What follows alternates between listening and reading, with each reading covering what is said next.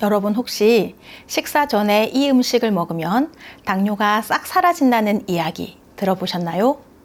당뇨 때문에 먹고 싶은 것도 못 먹고 가족들과 외식할 때도 눈치 보이고 신경 써서 먹어도 혈당은 자꾸 올라 병원 갈 때마다 의사 선생님께 혼나면서 혈당과 싸우고 계신가요? 그런데 이 5가지 음식만 잘 챙겨 드셔도 혈당이 확실히 달라질 수 있습니다.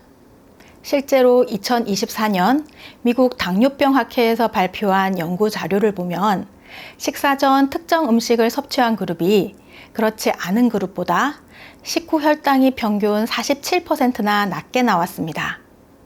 이 5가지 음식이 어떤 것들인지 어떻게 먹으면 좋은지 자세히 알려드릴 테니 끝까지 시청해주세요. 당뇨는 정말 무서운 병으로 혈관을 망가뜨려서 심장병, 뇌졸중을 유발하거나 신장을 손상시켜서 투석을 받게 만들고 눈을 망가뜨려서 실명이 올 수도 있습니다. 당뇨의 가장 위험한 점은 처음엔 아무 증상이 없어 병을 알아채는 것이 늦어져서 조용한 살인자라고 불립니다. 우리나라 성인 10명 중 4명이 당뇨 전 단계에 있다고 하는데 영상을 시청하고 계신 우리 부모님들 중에 혹시 이런 증상이 있으시면 당뇨를 의심하셔야 합니다. 물을 많이 마시는데도 계속 갈증이 나고 소변을 자주 보게 되며 작은 상처도 잘 낫지 않거나 눈이 침침해지고 손발은 자꾸 저리며 이유 없이 체중이 줄어드는 증상들이 나타난다면 당뇨 신호일 수 있습니다. 그런데 이런 무서운 당뇨도 식사 전에 이 음식들만 챙겨 드셔도 확실히 달라질 수 있습니다. 혈당 관리 최고의 음식 첫 번째는 아몬드입니다. 미국 클리블랜드 클리닉에서 발표한 최근 연구 결과를 보면 당뇨병 환자가 아몬드를 일주일에 5회 이상 섭취하면 심혈관 위험이 무려 43%나 감소한다고 합니다. 더 놀라운 건 아몬드 28g에 들어있는 마그네슘이 무려 77mg이나 된다는 것인데요. 이 마그네슘이 우리 몸의 300가지 이상의 효소 반응에 관여해서 인슐린 감수성을 개선시킵니다. 쉽게 말하면 같은 양의 인슐린으로도 혈당을 더 효과적으로 낮출 수 있게 되는 것입니다.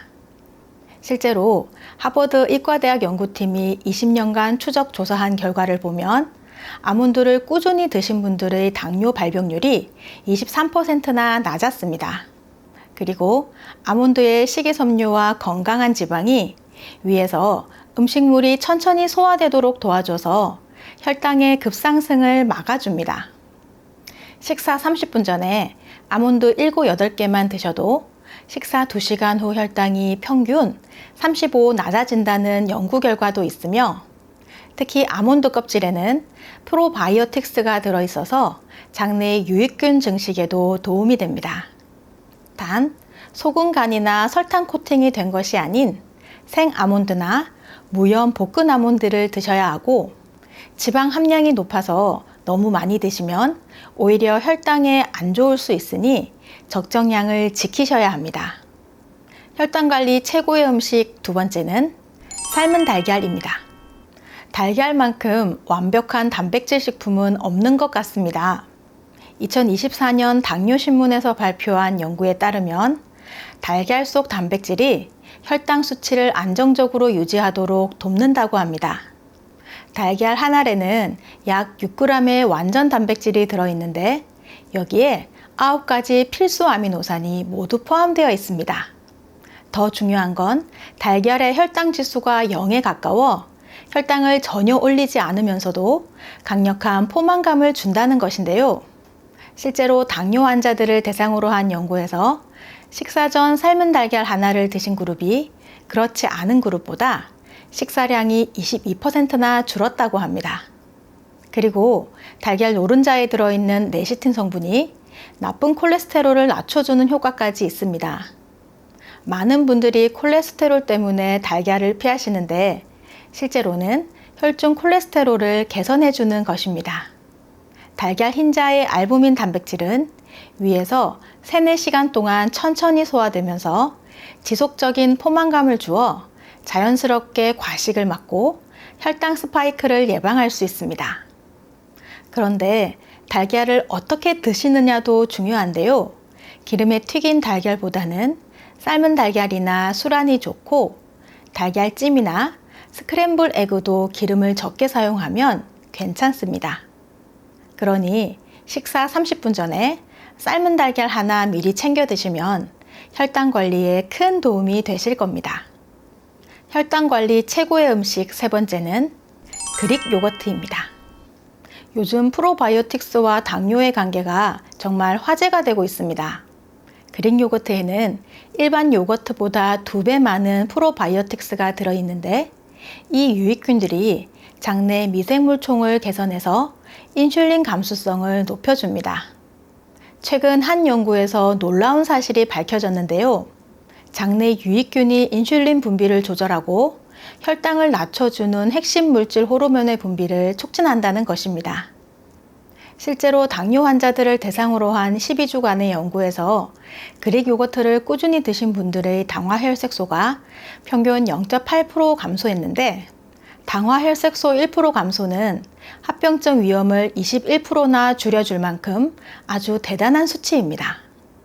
또 그릭 요거트의 단백질 함량도 일반 요거트의 2배 정도 되는데, 이 단백질이 혈당 안정화에 큰 도움을 주며 칼슘과 마그네슘도 풍부해서 근육과 신경기능 개선에도 좋으니 식사 30분 전에 그릭 요거트 한 컵만 드셔도 식후 혈당이 평균 25% 감소할 수 있습니다. 단, 설탕이나 과일이 들어간 요거트가 아닌 무가당 플레인 그릭 요거트를 드시고 여기에 견과류나 씨앗을 조금 넣으면 효과가 더 좋아집니다. 혈당 관리 최고의 음식 네 번째는 호두입니다. 호두에는 알파-리놀렌산이라는 특별한 오메가3 지방산이 풍부한데, 이 성분이 우리 몸의 염증을 줄이고 인슐린 저항성을 개선시키는데요. 몸속 염증이 줄어들면 인슐린이 제대로 작동해서 혈당 조절이 훨씬 쉬워집니다. 더 놀라운 건 호두의 엘라그산이라는 황산화 물질이 췌장의 베타세포를 보호하는데, 이 베타세포가 바로 인슐린을 만드는 세포로 당뇨가 진행되면서 이 세포들이 손상되는데 호두가 이를 막아주는 것입니다.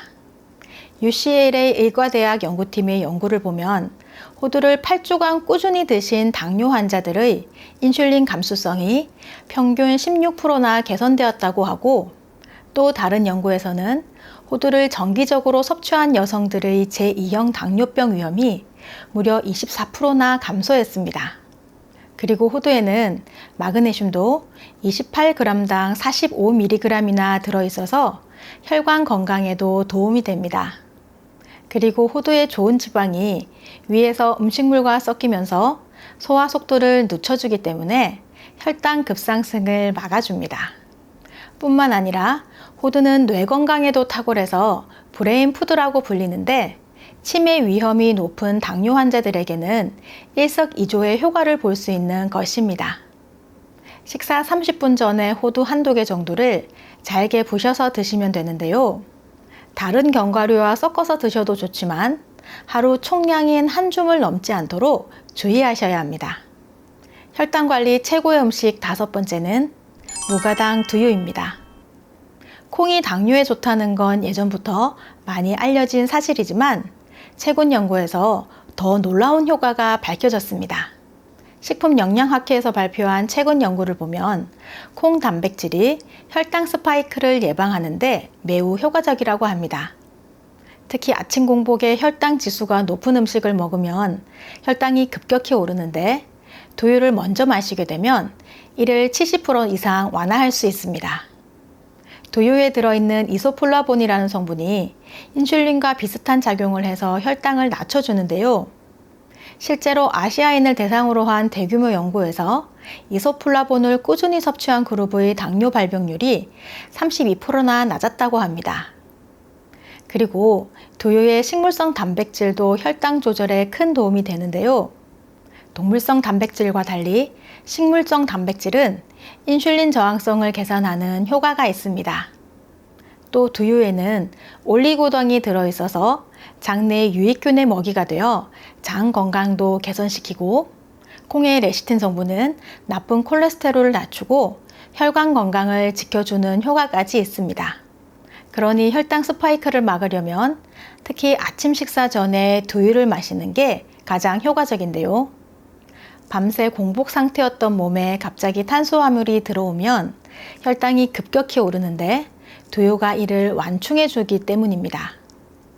식사 30분 전에 무가당 두유 200ml 정도가 적당하고 너무 차가우면 위에 부담이 될 수 있으니 실온 보관한 두유를 드시는 것이 좋습니다. 단, 설탕이나 첨가물이 들어간 두유는 오히려 혈당을 올릴 수 있으니 반드시 무가당 제품을 선택하세요. 요즘은 유기농 두유 제품도 많이 나오니 번거롭지 않게 건강을 챙기실 수 있습니다. 지금까지 알려드린 5가지 음식이 도움이 되셨다면 구독과 좋아요 꼭 눌러주세요. 매주 여러분의 건강을 지키는 알찬 정보로 찾아뵙겠습니다. 이제 이 음식들을 어떻게 먹어야 효과적인지 알려드리겠습니다. 가장 중요한 건 타이밍인데요. 계속 말씀드렸듯이 식사하기 30분 전에 드시는 게 가장 좋습니다. 너무 일찍 먹으면 효과가 떨어지고 너무 늦게 먹으면 소화에 방해가 될 수 있기 때문입니다. 그리고 양도 중요한데요. 너무 많이 드시면 오히려 칼로리 과다로 혈당이 올라갈 수 있으니 한번 드실 때 아몬드는 7, 8개, 호두는 1, 2개, 달걀은 1개, 요거트는 1컵, 두유는 1컵 정도가 적당합니다. 그리고 이 음식들을 조합해서 드셔도 좋은데요. 예를 들어 그릭 요거트에 아몬드를 넣어서 드시거나 두유와 호두를 함께 드시면 시너지 효과가 나타납니다. 하지만 주의하셔야 할 점들도 있습니다. 첫째, 견과류 알레르기가 있으신 분들은 피하셔야 하는데요. 견과류를 드시고 입이 가렵거나 부으면 즉시 섭취를 중단하셔야 합니다. 둘째, 신장병이 있으신 분들은 단백질 섭취를 조절해야 하니 의사와 상담 후 드세요. 셋째, 혈액응고 억제제를 드시는 분들은 견과류 섭취량을 조절하셔야 합니다. 넷째, 소화가 잘 안 되시는 분들은 처음에는 양을 줄여서 시작하세요. 다섯째, 이 방법들이 약물 치료를 대체하는 건 아니므로 기존에 드시던 당뇨약은 계속 드시면서 보조적으로 활용하시기 바랍니다. 그리고 혈당 측정을 꾸준히 해서 변화를 확인하세요. 보통 2, 3주 정도 지나면 확실한 변화를 느끼실 수 있을 것입니다. 실제로 이 방법들을 사용하신 분들의 후기를 보면 정말 놀라운데요. 3주 만에 공복 혈당이 180에서 130으로 떨어졌어요. 식후 혈당이 200을 넘지 않게 되었어요. 당뇨약을 줄일 수 있다고 의사 선생님이 말씀하셨어요 등 이런 후기들이 정말 많이 올라오고 있습니다. 마지막으로 당뇨 관리에서 가장 중요한 건 꾸준함입니다.